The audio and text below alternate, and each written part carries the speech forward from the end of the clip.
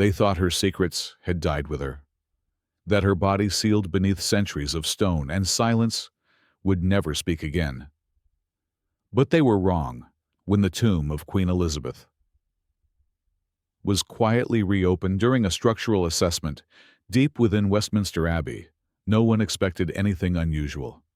A ceremonial inspection, a quick photo, then back to sleep, Your Majesty. Instead, what they uncovered inside her coffin would stun even the most hardened historians. Her remains were not alone. And what lay beside her, shrouded, misshapen, and grotesquely twisted, was something no official record had ever mentioned.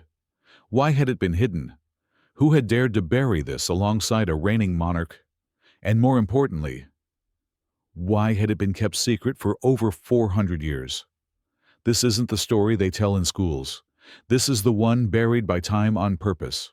Because what was found next didn't just raise questions about a queen. It threatened to unravel one of the darkest chapters in royal history. You're about to enter a world of secrets, lies, and bones that refuse to stay buried. This story is unlike anything you've heard. England in the mid-16th century was not a country. It was a battlefield disguised as a kingdom. Every prayer whispered, every marriage arranged, every letter sealed carried the weight of life or death. The throne, once a symbol of divine order, had become a prize in a game soaked in blood. King Henry VIII had torn the country apart with a single, unrepentant decision, severing ties with the Catholic Church.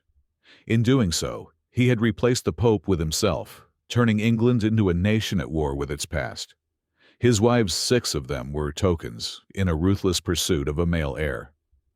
And when Anne Boleyn, Elizabeth's mother, gave birth to a daughter instead of a son, her fate was sealed with the sound of an axe. Elizabeth was not born into peace or privilege. She was born into suspicion. Declared illegitimate, after her mother's execution, she was shuffled from palace to palace, sometimes honored, sometimes ignored, always watched. Every breath she took was shadowed by the ghosts of women who had bled for the crown. Her half-sister, Mary, daughter of Catherine of Aragon, viewed her with open hostility, Catholic against Protestant, Spanish against Tudor queen, against possible usurper.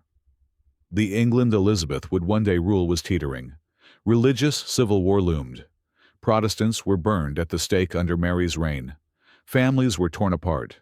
Churches gutted and rebuilt under new banners.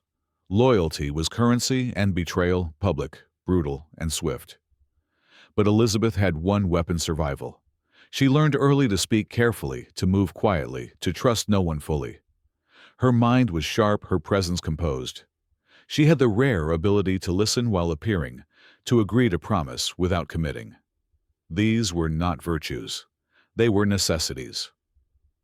The Tower of London, with its damp stones and blood-stained floorboards, had once held her as a prisoner. She never forgot that. She ruled with it in mind. By the time she rose to the throne in 1558, she had already walked through fire. The last of Henry's surviving children, she was 25 young, unmarried, and inheriting a kingdom divided by faith and fractured by fear. Some thought she would be weak. Others that she would marry and vanish behind a foreign prince. Few imagined she would become one of England's most enduring rulers. But even Elizabeth could not escape the machinery of power she had inherited. Court factions circled her like vultures. Religious assassins plotted in shadows. And inside the palaces so bright, so gilded, whispers of curses, omens and betrayal clung to the tapestries. Death wore a crown in Tudor England, and no throne was ever truly safe. Behind the eyes of portraits, and beneath the stone floors of chapels, secrets waited. One of them would be buried with her. She wore the crown, but it weighed differently on her. Not as a gift, but a curse. Elizabeth knew that every royal banquet, every courtly smile hid the quiet throb of conspiracy. She was England's virgin queen, untouched, unmarried, and unmatched. But that made her kingdom vulnerable, and her body a battlefield. From the day of her coronation, Parliament whispered of marriage. "Secure the line," they said. produce an heir. But Elizabeth danced around every proposal with the grace of a seasoned fencer. Philip of Spain, archdukes from Austria. Robert Dudley rumors flew like arrows, but none struck. Some say she couldn't love. Others say she already did. Robert Dudley, handsome, charming, and married. He had grown close to Elizabeth, too close for the comfort of her advisers. When his wife, Amy Robsart, was found dead at the bottom of a staircase, her neck broken under strange circumstances, the court held its breath. An accident, they said. A convenient one. Elizabeth did not wed Dudley. But neither did she push him away. For decades he remained by her side, always lingering, always watching. Some believe he knew things about her, about the crown, about what the Queen truly feared, because something had changed in her. By the early 1570s, Elizabeth's reign had shifted. The bright promise of a new era began to darken. Shadows crept through the halls of power. Mary, Queen of Scots, her cousin and Catholic rival, was imprisoned but alive. Plots bloomed like mold beneath the floorboards. The Ridolfi plot, the Throckmorton plot, the Babington plot. Each one sought to kill Elizabeth and place Mary on the throne. Elizabeth responded with spies. She unleashed Sir Francis Walsingham, her spymaster, a man whose gaze could strip flesh from bone. Under his watch, letters were intercepted, codes cracked, allies turned. Torture was not an exception, it was a policy. The rack groaned beneath Protestant bones and Catholic alike. England had become a kingdom of watchers and whispers. And at the center stood a queen who trusted almost no one. The fear wasn't just political, it was personal. Some say Elizabeth stopped sleeping, that she wandered her chambers late at night muttering in Latin, clutching a silver cross, that she once screamed at a mirror so violently that servants found shards scattered like teeth across the floor. These may be myths, but myths have roots. Something ate away at her. Perhaps guilt, perhaps illness, perhaps something else. Her appearance began to change. Gone were the youthful curls and flushed cheeks. Her face became a canvas of powder, her eyes ringed with kohl. She painted her lips crimson and wore wigs so heavy they left grooves in her scalp. No one was allowed to see her without her full regalia. Mirrors were removed from her presence. She was no longer merely a queen, she was a symbol. Untouchable, eternal, or so they believed. Then came the child. No official record mentions it. No royal ledger, no birth notice. But whispers did. In the late 1570s, a maidservant from Whitehall was said to have been dismissed in disgrace. Pregnant, unmarried, the father unknown. Yet, shortly after, a midwife previously employed by the royal household vanished entirely.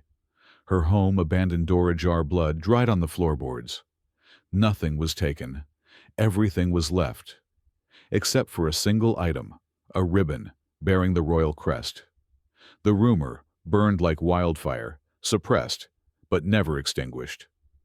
Had Elizabeth, England's Virgin Queen, given birth in secret to a child she could never acknowledge, to a shame that would unravel her image, her reign, and perhaps the very throne? If the child lived, he or she would have been hidden, smuggled into a loyal household, buried beneath false names and careful lies. But some said the child was not normal, that he was born malformed, twisted, incomplete, that Elizabeth, upon seeing the baby, screamed so violently that her ladies-in-waiting begged for God's mercy. Others say the child died. Others still say it didn't. Years passed. The Queen aged. Her inner circle grew tighter. Dudley died, then Walsingham, then Cecil. Each loss chipped away at her defenses. She became more erratic, more isolated. She refused to name a successor, refused to speak of death. And as the year 1603 dawned, the Queen, wrinkled with sunken eyes and a trembling hand, refused to lie in bed. She stood for hours, days, until her legs gave way and she collapsed upon the cushions like a marionette with cut strings. When she finally passed, no death mask was made, no public display of her body. The coffin was sealed in haste, too much haste. And when it was laid within the stone tomb in Westminster Abbey, overlapping with the grave of her half-sister Mary, it was as if England had buried a war within a single grave. But the question still haunted those who knew. Was it just her in that coffin, or had something else been buried, along with the Queen? She refused to die lying down. In her final days, Queen Elizabeth III stood silent for hours on end, wrapped in robes too heavy for her fading frame. Her ladies begged her to rest. Physicians urged her to lie down, to eat, to pray. But she shook her head. She would not be touched. She would not be dressed. She could not sleep. She knew. In those empty hours she stared into the fire lips, unmoving eyes vacant. Some said she spoke to shadows, that she whispered names long buried Robert Mary Ann, that she saw visions of children, that she smelled blood where there was none. Her bedchambers were heavy with the stench of roses and rot. And then, without ceremony, her body gave out. She collapsed on a pile of cushions on the cold floor of Richmond Palace. Uncrowned at last, the great Virgin Queen, England's lioness, dead without an heir, without a final word. The court reacted not with mourning, but with urgency. A successor had to be named, documents, sealed power transferred. King James VI of Scotland was declared the new monarch, and Elizabeth she was embalmed, covered, and hidden from the public. No death mask, no lying in state, only silence. When her body was eventually brought to Westminster Abbey, it was placed within a wooden coffin lined with lead. Heavy cold, sealed tight. The burial was hurried. No autopsy, no inspection. The coffin was lowered into a vault that already held her sister, the Catholic Queen Mary. Bitter enemies in life now entombed in uneasy silence. But the whispers had not died with her. For years, strange rumors circled around the tomb. Gravediggers claimed the Queen's coffin felt too heavy, that its balance was off, that something inside shifted unnaturally. Clergy, who performed quiet services near her grave, spoke of a smell, faint, metallic cloying. One priest reportedly fainted during Mass. Then came the hammer. In the 19th century, during renovations inside Westminster Abbey, structural engineers needed access to the royal vaults. Elizabeth's tomb was briefly opened. What they found was never supposed to be made public. The lead coffin was corroded at the seams. Not enough to break, but enough to allow air moisture and possibly decay. Inside her, remains were largely skeletal. The elaborate dress had dissolved into dust. The skull, delicately shaped, still wore traces of red gold wig fibers, clinging like cobwebs. Her teeth were few. Her fingers, impossibly long, seemed curled, as if clenching even in death. But what shocked them was the second bundle. Nestled at her feet, partially fused to the rotting velvet, was a smaller form. Human. Misshapen, twisted. It was the skeleton of a child, deformed, limbs bent, skull enlarged. Its bones showed signs of rickets, perhaps congenital disease. It had no coffin of its own, merely a scrap of cloth and fragments of ribbon with Tudor insignia. There is no record of a child buried with Elizabeth I. No entry in the Abbey's register. No royal decree. The workers were silenced. Officially, nothing was found. The tomb was resealed, and the files, what few notes were taken, were destroyed or hidden in a private archive. A quiet state-sponsored forgetting. But some whispered, and some wrote. A clergyman who had witnessed the opening later described in a private letter, "The Queen did not lie alone. There was a thing at her feet, not born of natural form. I do not think it was buried in kindness. Why would a child be hidden in the coffin of a queen? A mistake impossible, accidental unthinkable. There is only one explanation the whispers offer, that this child was hers. Perhaps the child was born in secrecy, hidden from court, hidden from God. Perhaps she could not bear to destroy it nor let it live. So she buried it with herself, hoping no one would ever find it. A final act of shame or love or madness. Or others say it was a punishment. That someone buried the child there as revenge. That Elizabeth died never knowing. That even in death, her secrets would not sleep. But what chills most is not the body. It's the position.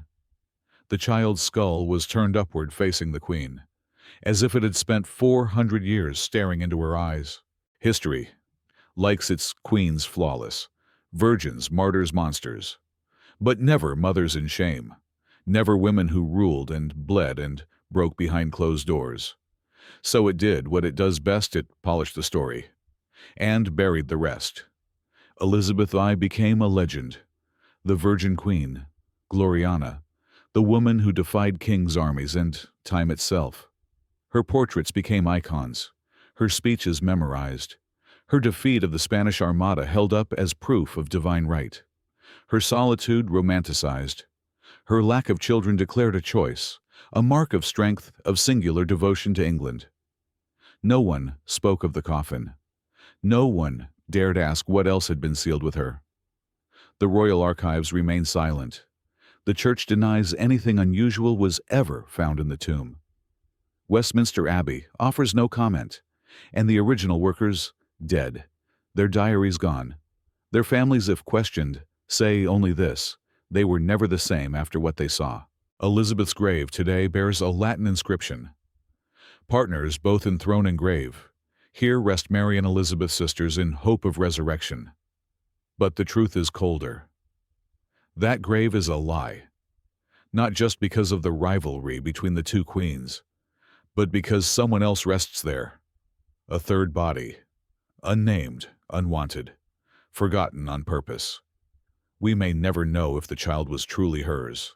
There are no DNA tests, no royal admissions, no paper trails. But absence is not proof of innocence. It is merely the cost of silence. And in Elizabeth's England, silence was law.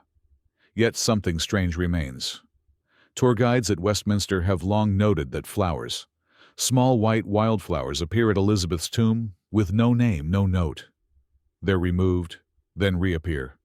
Sometimes at her feet, sometimes above where the child would lie. Who brings them? A descendant, a believer, a witness who never forgot? Or perhaps someone keeping the memory alive, defying the crown's most sacred myth, that Elizabeth died alone, untouched and immortal. Because no matter how deeply you bury the truth, bones have a way of rising. What they found in Queen Elizabeth II's coffin was more than a body. It was a secret held for centuries, a crack in the myth, a silent scream that no crown could quiet. And if a queen like Elizabeth could be buried with such a horrifying truth, what else has history hidden? Because this wasn't the only royal grave that refused to stay quiet. Edward VI, her half-brother, child king and political pawn, died young, yes. But when his tomb was later examined, something was missing. Not something buried, something removed. If you thought this story was disturbing, wait until you discover what they took from Edward before he was laid to rest.